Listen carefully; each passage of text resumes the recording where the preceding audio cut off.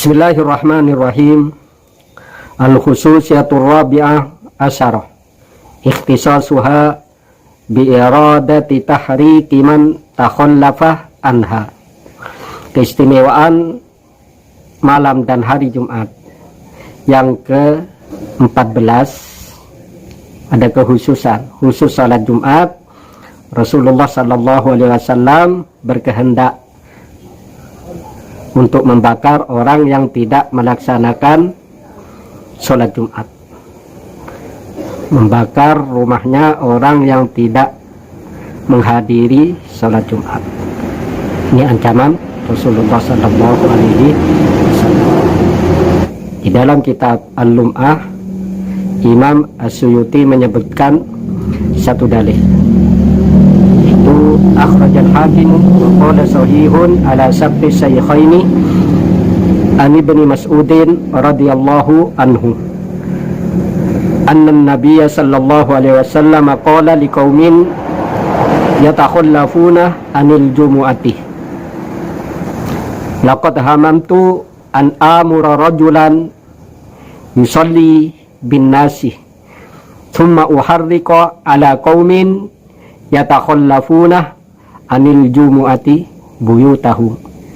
Di dalam riwayat Imam Al-Hakim diriwayatkan dari Ibnu Mas'ud radhiyallahu anhu bahwa Rasulullah sallallahu alaihi wasallam berkata, mengancam kepada orang yang tidak menghadiri sholat Jumat. Apa ancamannya? Sungguh aku berkehendak untuk memerintahkan seseorang sholat dengan jamaah, sholat menjadi imamnya dan sholat berjamaah dengan orang lain. Kemudian aku akan membakar rumahnya orang-orang yang tidak menghadiri sholat Jumat. Ini ancaman Rasulullah sallallahu alaihi wasallam kepada orang yang tidak menghadiri sholat Jumat. Sampai-sampai Rasulullah ini tidak menjadi imam, tapi menyuruh orang lain untuk menjadi imam. Sedangkan Rasulullah pergi ke orang-orang yang tidak menghadiri sholat Jumat dan rumahnya dibakar oleh Rasulullah sallallahu alaihi wasallam. Kejam. Tidak, ini ancaman yang tegas, ancaman yang keras bagi orang yang tidak melaksanakan sholat Jumat. Namun ini tidak pernah terjadi di zaman Rasulullah. Rasulullah tidak pernah membakar rumahnya orang yang tidak menghadiri sholat Jumat. Jangankan rumah atau orang, membakar semut pun Rasulullah sallallahu alaihi wasallam melarang kita. Melarang membakar hewan yang boleh dibunuh pun tidak boleh dibakar. Ada tata caranya sendiri, ada caranya sendiri, tidak boleh dengan dibakar. Dan juga tidak pernah terjadi di zaman setelah Rasulullah sallallahu alaihi wasallam, baik di zaman Khulafaur Rasyidin atau setelahnya. Tidak pernah ada orang yang tidak sholat Jumat lalu dibakar rumahnya, tidak pernah. Namun ini merupakan suatu ancaman, peringatan yang sangat keras. Di dalam hal ini, di dalam kitab ini khusus tentang sholat Jumat.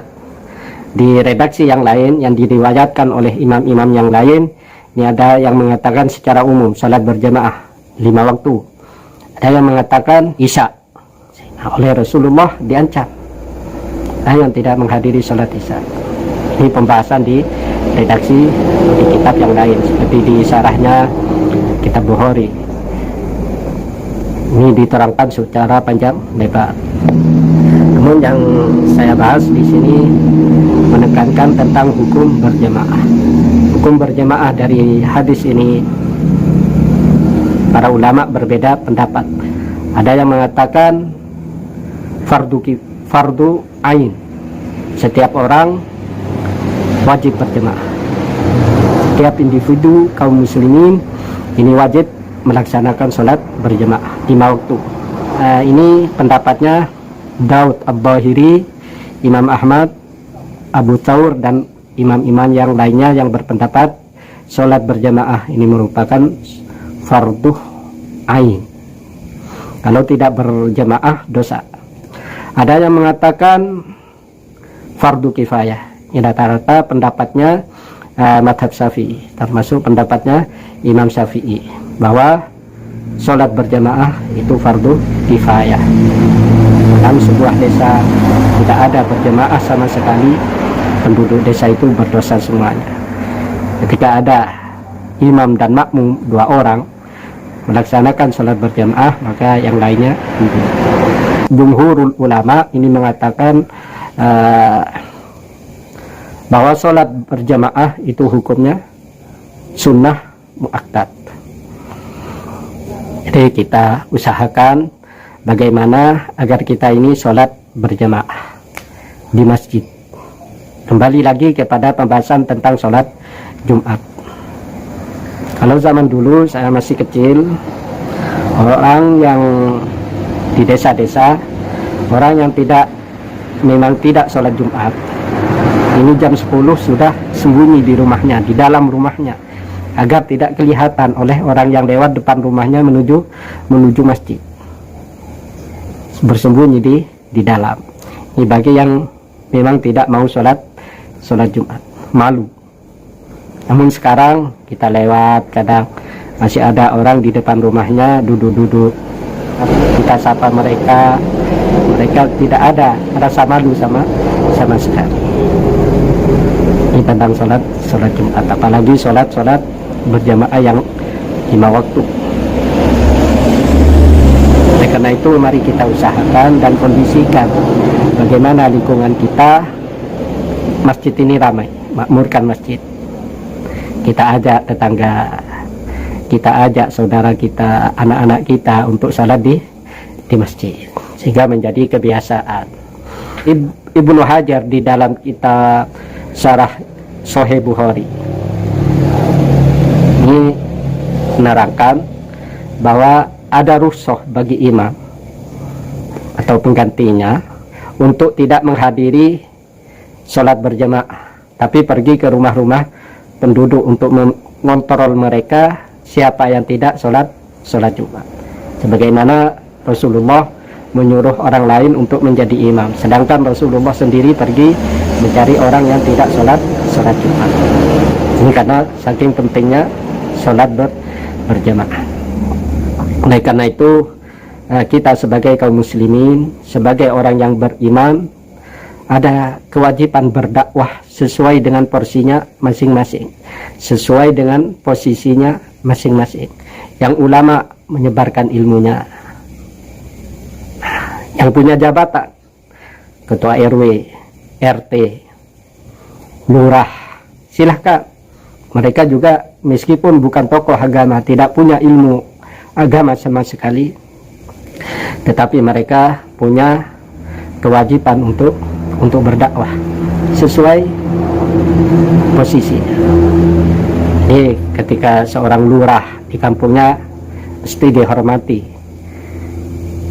ajak mereka himbau mereka untuk berjemaah. Juga di kantornya, ketika ada di kantornya baik kepala dinas atau siapapun yang menjadi pemimpin di sebuah kantor, perintahkan bawahan-bawahannya ini untuk melaksanakan sholat berjamaah, terutama di perkantoran yang ada masjidnya. Dan di masjid ini kita bisa bersilaturahim, tanya kabar setelah sholat, ngobrol sebentar, itu ngobrol yang positif, tidak yang bukan yang diharapkan oleh agama. Dengan kita aktif sholat berjamaah, insya Allah terjadi keakraban. Apalagi di desa, lurah bergantian dari masjid satu ke masjid yang ke kampung yang lain, sholat berjamaah, atau satu kali dalam satu pekan sholat Jumatnya berpindah-pindah dari kampung ke kampung yang lain. Setelah itu, setelah sholat setelah wiritan kita berkomunikasi dengan warga kita yang sebagai lurah itu, berkomunikasi, ada kritikan, ada saran, ini kan bagus. Walaupun tidak punya ilmu sama sekali, tapi bisa berdakwah sesuai dengan porsinya, sesuai dengan posisinya. Insya Allah sebagai lurah atau sebagai pemimpin di sebuah kantor nasihat mereka akan dan sebagai seorang muslim sekali lagi punya kewajiban berdakwah sesuai dengan posisinya masing-masing. Oleh karena itu, mari di hadis ini ancaman Rasulullah Sallallahu Alaihi Wasallam tentang sholat Jumat ini sangat keras, akan dibakar rumahnya. Ini sebagai ancaman yang sangat keras, sebagaimana tugas Rasulullah ini mubasyir wa mundir. Basyir sebagai pemberi kabar gembira, mundir sebagai pemberi peringatan. Oleh karena itu Rasulullah menggunakan dirinya sebagai mundir di sini, mengancam orang yang tidak sholat Jumat dibakar rumahnya, walaupun itu tidak pernah kejadian baik di zaman Rasulullah, Khulafaur Rasyidin ataupun sebelum-sebelumnya. Namun dari hadis ini para ulama menyimpulkan beberapa hukum yang berbeda-beda. Bisa dilihat di kitab sarahnya, di kitabnya Imam Nawawi sarahnya Sahih Muslim, dan Ibnu Hajar di sarahnya Bukhari. Banyak pembahasan di sana dan dikumpulkan hadis-hadis yang sejenis dengan ini. Karena itu semoga kita bisa menghidupkan, memakmurkan masjid dengan berjemaah, terutama sholat Jumat. Ini kita gunakan sholat Jumat dengan baik. Kita kondisikan daerah kita, lingkungan kita, agar saudara-saudara kita itu semuanya melaksanakan sholat. Ini merupakan sebuah kewajiban fardu kepada kaum muslimin untuk melaksanakan sholat Jumat. Semoga kita diberi taufik hidayah oleh Allah untuk menghidupkan ibadah di malam dan di hari. Amin Allahumma amin. Wallahu a'lam bishawab.